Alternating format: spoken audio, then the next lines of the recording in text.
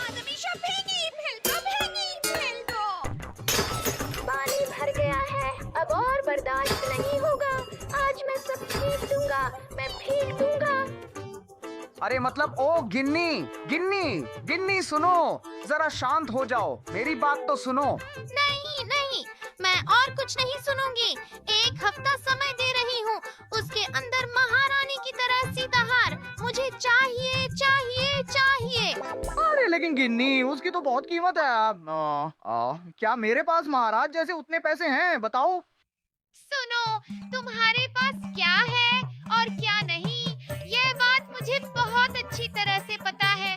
पर बीवी, एक बात कान खोलकर सुन लो मेरी। अगर इस बार तुमने मुझे वो सीताहार बनवा कर नहीं दिया ना, तो मैं हमेशा के लिए अपने मायके चली जाऊंगी। यह मैंने तुमसे कह दिया। अच्छा, पढ़कर बोला मैं क्या करूं? धुर, अब अच्छा नहीं लगता।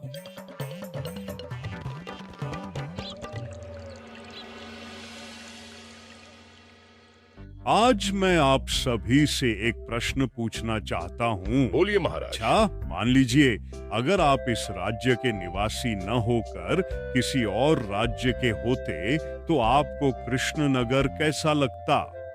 महाराज एक शब्द में कहें तो यह एक समृद्ध और शक्तिशाली राज्य है। तो अचानक ऐसा सवाल क्यों महाराज? दरअसल काफी समय से मैं एक बात सोच रहा था। ईश्वर की कृपा से हमारे पास सब कुछ है, फिर भी राज्य को और शक्तिशाली और अन्य राज्यों के साथ अच्छे संबंध बनाए रखना एक राजधर्म में आता है। ठीक कहा। सही कहा। बताओ, क्या तुम कभी ये सब सोचते हो मंत्री? हाँ, मेरा मतलब है कि पहले हर दिन ऐसा नहीं था, लेकिन कभी कभार शायद मैंने इस बारे में सोचा था। तुम वही कहो। बात। तो कुछ दिन पहले, बस उसी दिन। मंत्री जी, आप ठीक किस दिन की बात कर रहे हैं? जिस दिन आकाश में वो 2 सूरज उगे थे। तुम्हें हर चीज में कटौती नहीं करनी गोपाल, है ना? क्या करूं बताइए, आपका दर्द अब और सहा नहीं जाता। खैर, संक्षेप में इन बातों को ध्यान में रखते हुए अब हमें कुछ करना चाहिए, लेकिन क्या करना चाहिए ये मैं समझ नहीं पा रहा हूँ। एक एक रसगुल्ला खिलाया जाए तो कैसा रहेगा? अरे तुम रुको। महाराज, मेरे पास एक उपाय है। 10 दिन के एक मिलन मेले का आयोजन करें तो कैसा रहेगा? बहुत बुरा होगा। एक मेला कितना झंझट का काम है, समझते हो? एक तो इतना खर्च, ऊपर से फिर इतने लोग। बिल्कुल नहीं गोपाल, यह तो तुमने कमाल की बात कही, यही तो चाहिए था। आज सब कुछ मेरे खिलाफ लगता है, दिन ही खराब है, मैं चुप ही रहता हूँ। तो सब लोग सुनो, 1 हफ्ते बाद कृष्णनगर एक विशाल मिलन मेले का आयोजन कर रहा है और उसके लिए लोगों को निमंत्रण का काम गोपाल देखेगा। जो आज्ञा महाराज। और मंत्री ध्यान से सुन लो, मेला परिसर सजाना, उचित सुरक्षा, यह सब तुम्हारी जिम्मेदारी है। अच्छा, लेकिन मैं कह रहा था कि सब कुछ अच्छे से करने के लिए खर्च तो तुम्हें उसकी चिंता नहीं करनी, जितना भी खर्च हो मुझे बताओ, मैं दे दूंगा। अरे वाह, यह तो बहुत बढ़िया बात है। इस मौके पर अगर मेरा भी कुछ फायदा हो जाए तो बीवी के गले के हार का कुछ कर पाऊंगा। ठीक है, तो सब लोग अपना काम शुरू कर दो।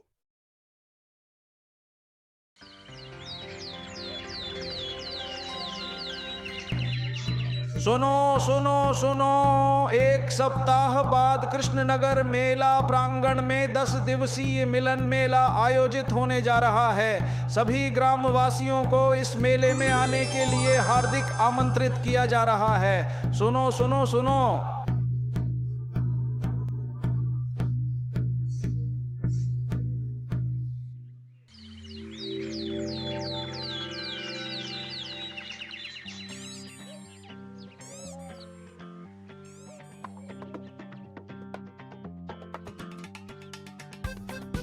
वाह वाह वाह, ठीक जैसा मैं चाहता था वैसा ही हुआ है और इन सब के लिए मैं गोपाल को धन्यवाद देना चाहता हूँ। क्या कहते हैं महाराज? यह कृष्णनगर तो मेरा अपना परिवार है। हम वो सब अच्छे से जानते हैं, गोपाल, अति तो बिल्कुल ही हो रही है। यह सब देखकर मेरा खून खौल उठता है। तुम्हारी इस अच्छी सलाह के लिए मैं तुम्हें 50 स्वर्ण मोहर उपहार देना चाहता हूँ। ये क्या हो गया? ऐसा हुआ तो मैं नहीं खेलूंगा। मंत्री, तुम्हें फिर से क्या हुआ? मैंने भी तो मेला लगाया है, तो गोपाल को ही क्यों मिलेगा? मेले के लिए कईयों ने काम किया, पर असली विचार तो गोपाल ने ही दिया। मंत्री जी को शायद जलन हो रही है। ठीक है महाराज, आप ये उपहार सबके साथ बांट दें। नहीं, कोई हिस्सा नहीं चाहिए। अपना तोहफा तुम रखो। चलो सब।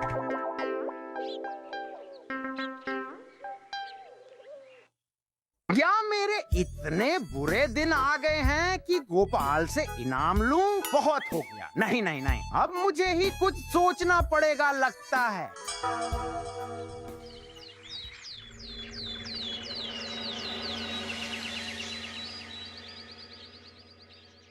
हाय, मेरा तो सब कुछ खत्म हो गया। सब कुछ खत्म हो गया। अब मेरा क्या होगा? महाराज, कुछ कीजिए महाराज, कुछ कीजिए। चिंता मत करो, मैं देखता हूँ जो दोषी हैं उन्हें सजा मिलेगी ही। क्या शुरू हो गया? अचानक इतनी बड़ी चोरियां डकैतियां हो गईं और किसी को पता भी नहीं चला। हाँ महाराज, असल में रात में जब सब सोते हैं तभी चोरी डकैती होती है, इसलिए कोई आवाज नहीं सुनता। ठीक से छानबीन करो। जो यह काम कर रहे हैं उन्हें जल्द से जल्द पकड़ना होगा, वरना तो हमारी प्रजा को बहुत नुकसान हो रहा है। हाँ महाराज, आप कोई चिंता न करें। सब प्रजा खुशी से मेला घूमेंगे। ऐसा नहीं, फिर यह बिन बुलाई मुसीबत। एक बात कह रहा हूँ, बुरा मत मानना। असल में इस झगड़े की वजह गोपाल है। मुझे पता था किसी न किसी तरह से आप मुझे दोष देंगे। सच में इन सब का गोपाल से क्या लेना देना है? उसी का तो संबंध है महाराज। मेला शुरू हुआ और साथ ही चोरी डकैती भी, और अगर गोपाल मेले की बुद्धि न देता तो राज्य में इतनी चोरी डकैती न बढ़ती। मानता हूँ मंत्री जी, मेले का विचार मेरा था, लेकिन मेले की सुरक्षा की जिम्मेदारी तो आपकी थी। अगर यह परेशानी मेले से ही शुरू होती है तो आपके काम में भी कमी है। अपनी जुबान संभालो गोपाल। तुम लोग जरा रुको, अभी आपस में झगड़ने का वक्त नहीं। सबको मिलकर असली चोर डाकुओं को पकड़ना है, फिर पता चलेगा किसकी गलती थी और किसकी नहीं। अच्छा महाराज।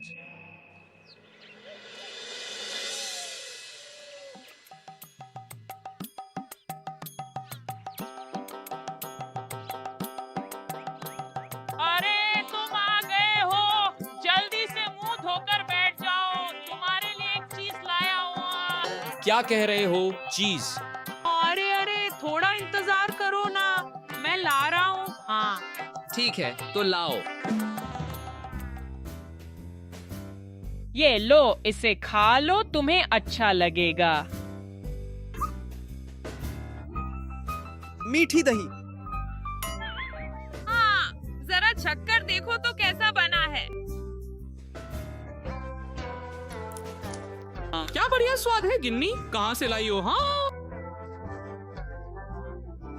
अच्छा, इसे मेले से लाया हूँ, और जानते हो यह मुफ्त में मिला है यार। मुफ्त में? तो किसने दिया बताओ? सुजन दही बेचने वाला है। वह बहुत ही नेक और अच्छा लड़का है। सिर्फ आज की बात नहीं है, वह रोज ही लोगों को प्यार से बिना पैसे लिए दही खिलाता है। हाँ, यह तो बड़ी हैरानी की बात है। दरअसल सुजन के पैतृक गांव में बहुत जमीन जायदाद और गाय भैंस हैं। वो इसीलिए कहता है कि उसे पैसे की कोई जरूरत नहीं है, इसलिए वो मुफ्त में खिलाता है।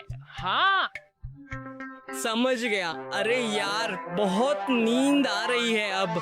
अरे सुनो ना, मैं अब एक झपकी ले लेता हूँ, समझे?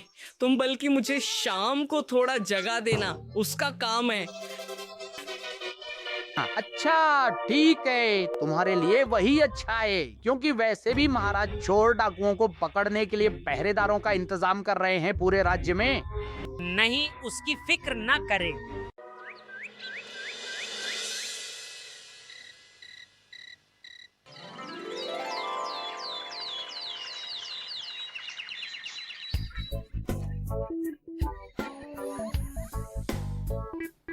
डाकू, ओए, अरे और कितनी देर सोओगे?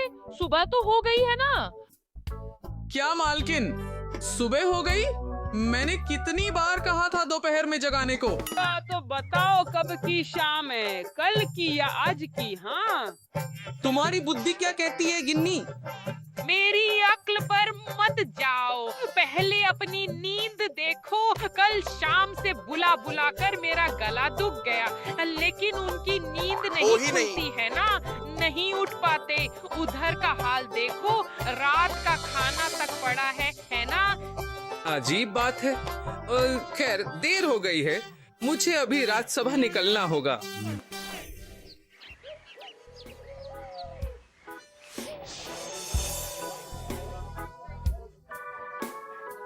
पिताजी, इतनी भीड़ क्या है यहाँ? थोड़ा पास जाकर देखता हूँ। सचमुच भाई सुजन, तुम्हारे हाथों में तो जादू है। इतनी स्वादिष्ट मिष्टी दोई बनाई है, ये स्वाद तो भुलाया नहीं जा सकता भाई। अच्छा, तो ये है सुजन, दही बेचने वाले। अच्छा मीठा दही है, लोगी क्या? पैसे नहीं लगेंगे।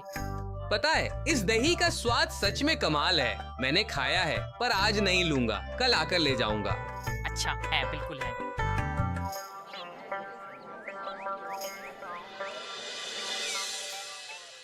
डाकुओं की कोई नई खबर मिली? नहीं महाराज, अभी तक समझ नहीं आया। शायद उन्हें हमारी खोज का पता चल गया है। महाराज, मुझे एक नया विचार सूझा। रात में हर घर की पहरेदारी शुरू करें तो कैसा? सारी चोरियां तो रात में ही होती हैं। अरे ये तो बढ़िया सोच है। लेकिन महाराज, हमारे राज्य के पहरेदार रात में कैसे पहरा देंगे? क्यों क्यों, क्या समस्या? कई समस्याएं हैं। उनकी सेहत बिगड़ सकती है। उससे भी बड़ी बात, रात में जागने पर दिन में सब सोएंगे, तब सब बेकार हो जाएगा। कुछ भी बेकार नहीं होगा मंत्री जी। हमारे पास बहुत सैनिक हैं, उन सभी को जिम्मेदारी बांट देने से हो जाएगा। तुम ही समझो। गोपाल ने कुछ गलत नहीं कहा मंत्री। हम पहरा बढ़ाएंगे। मैं आज ही सभी सैनिकों से बात कर रहा हूँ। सेनापति, तुम भी यह थोड़ा देखो। ठीक है महाराज।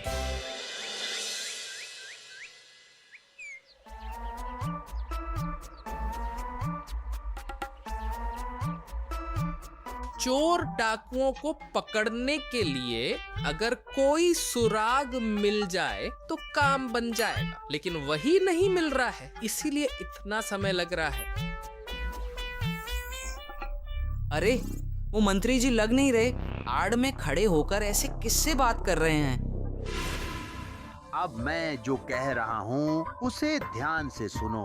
आज रात मेले के पीछे जो मैदान है वहाँ आ जाना। बाकी बातें वही होंगी। यह जगह सुरक्षित नहीं है।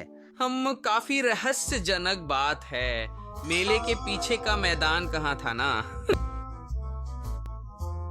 रात में मुझे भी देखना होगा क्या होता है वहाँ।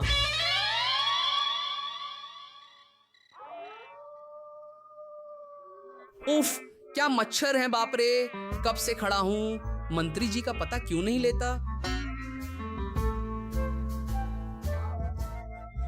देखो, वह आ गया है। अरे सुनो, मेरा सोने का हार कहाँ है? हाँ, मैंने तुम्हें बार बार कहा था मुझे वह चाहिए। अब और क्या बताऊं, वो हार हमारे दल के मुखिया को बहुत पसंद आ गया है, इसलिए उसे किसी भी तरह से नहीं दे पाया। क्या इतनी हिम्मत? मेरे कहने पर भी तुमने ऐसा किया? बड़ी भूल हो गई मंत्री जी, इस बार माफ कर दे। अब नहीं होगा, यह मेरा वादा है। तुम्हारे लिए वही ठीक है, क्योंकि वैसे भी महाराज पूरे राज्य में चोर डाकुओं को पकड़ने के लिए पहरेदार लगा रहे हैं। नहीं नहीं, आप चिंता मत कीजिए, हमारे पकड़े जाने का कोई चांस ही नहीं, क्योंकि जितनी दवा मैं दही में मिलाता हूँ, जो एक बार खाएगा वो गहरी नींद सोएगा। अरे वाह, ये तो बढ़िया है। करो करो, उसकी कोई नई खबर मिली? मेला तो बस खत्म ही है। हाँ, मेला बगल के गांव में बोलोराम नाम का एक बड़ा महाजन है। परसों उसकी बेटी की बड़ी धूमधाम से शादी है। बस एक बड़ा हाथ मार ले तो हम दोनों को शांति मिलेगी। अच्छा, तो यह बात है, इन सब के पीछे मंत्री का हाथ है। अब मैं समझ पा रहा हूँ कि रात की पहरेदारी में उन्हें इतनी आपत्ति क्यों थी। पर वो आदमी कौन? ठीक है, अब जाओ, ध्यान से काम करना और मेरा बकाया ठीक से देना। ठीक। क्या वह सुजन दही वाला? अब मुझे पूरी बात साफ हो गई है। नहीं, कल ही महाराज को सब बताना होगा और इन्हें रंगे हाथों पकड़ने के लिए एक तरीका सोचना होगा।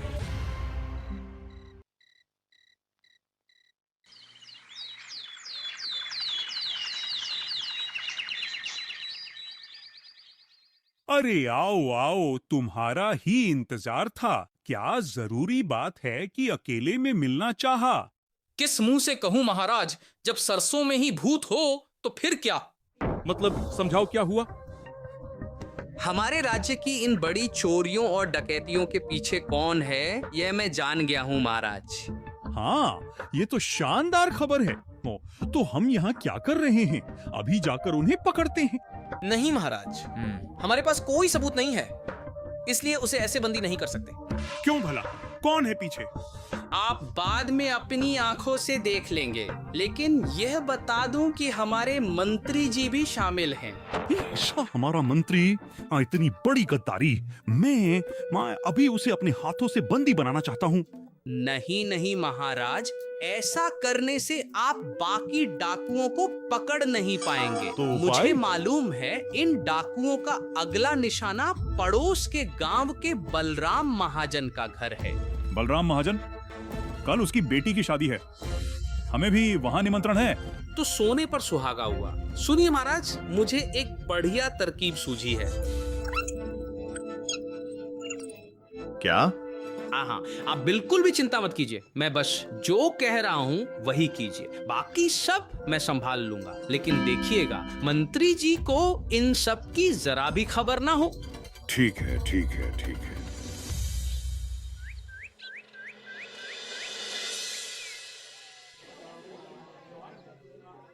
बस कुछ देर, इसके बाद शाम होगी। तो क्या सब तैयार है? हाँ हुजूर। अरे महाराज और गोपाल कानों में इतनी क्या बातें कर रहे हैं, मुझे भी जानना है। वो मूर्ख खा रहा है, मुझे अब उसे एक पल भी बर्दाश्त नहीं हो रहा। मन कर रहा है धमाधम उसके सिर पर कांटे मारूं। शांत होइए महाराज, शांत हो जाइए, बस थोड़ा और, फिर मंत्री के साथ जो चाहें करें। मैं दूसरी तरफ जाता हूँ, उसका मुंह देखते ही मेरा दिमाग खराब हो जाता है। ठीक है। क्या हुआ? जो भी हो, बस थोड़ी देर और, फिर मुझे बहुत फायदा होगा। तब तक मैं ये पेट पूजा।